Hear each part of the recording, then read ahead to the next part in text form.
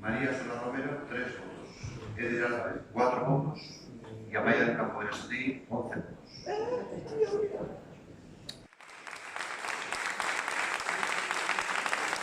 Se proclama alcaldesa a la candidata de la lista más votada, Amaya del Campo.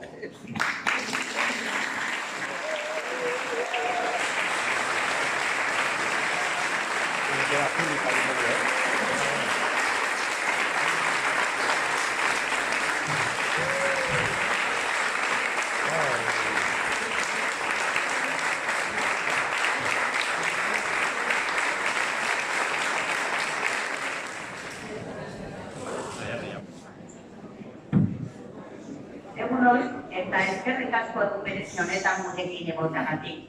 Auzokide guztioi, ongi etorri zuen udaletxera. Mi primer mensaje es, como no podía ser de otra forma, para mis vecinas y vecinos, ya que me comprometo a ser la alcaldesa de todos y todos los baracaldeses, independientemente de que hayan votado o no al Partido Nacionalista Vasco.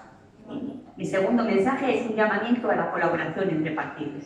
Mi tercer mensaje está relacionado con los objetivos para esta legislatura, en la que priorizaremos en todo momento a nuestras vecinas y vecinos a los que debemos ofrecer la calidad de vida que se merecen.